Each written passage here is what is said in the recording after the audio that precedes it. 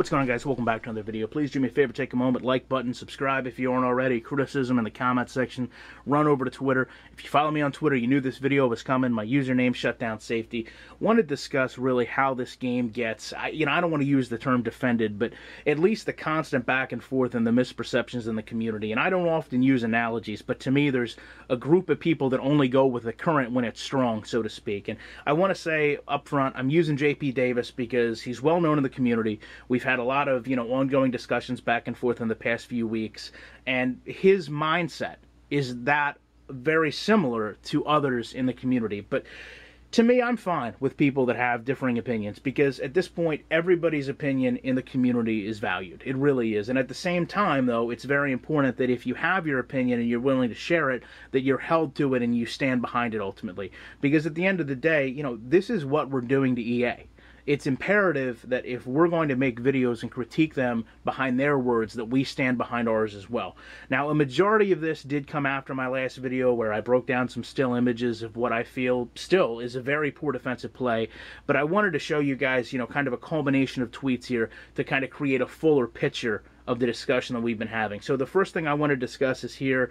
He says Madden 25 was a port, but more of a sim at the line of scrimmage, probably because of the work that Clint Oldenburg has done, making the line interactions much more realistic. But more importantly, he says, quote, we were warned Madden 25 was still Madden 25 and not a new game.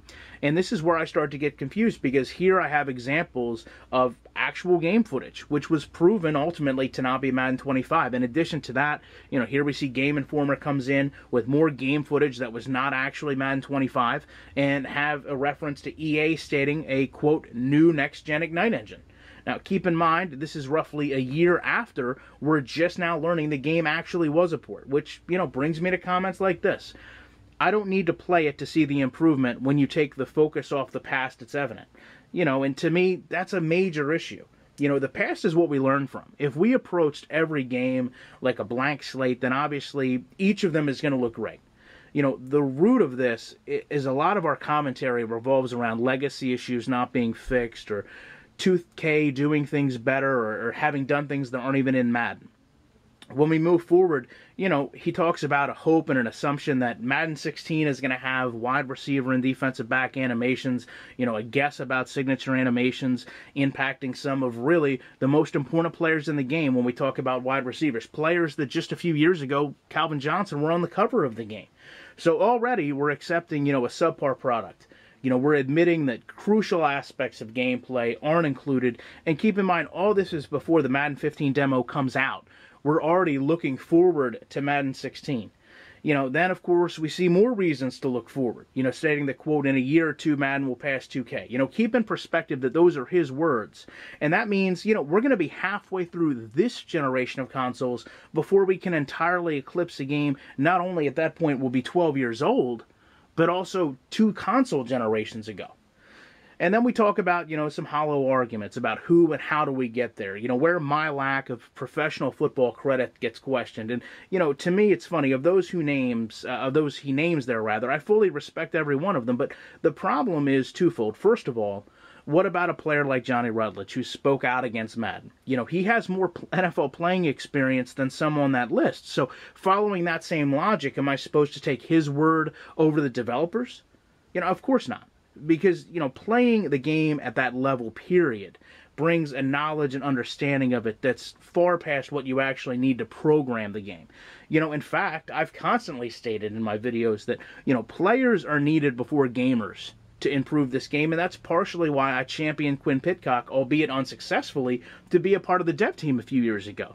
Here we go again where those thoughts get reiterated about, players working in the game. What about players that worked on 2K, like Tom Brady or Brian Urlacher? I mean, those are 2 of the greatest players to ever play at that position. If we're going to use that logic, shouldn't that be a far superior game? What about other commentators in our own community, like Smitty, who admits he never played organized football?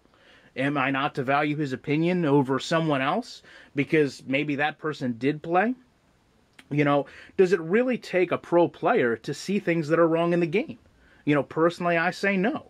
I say those also who develop this game are generally not willing to defend the issues the same way people in the community do.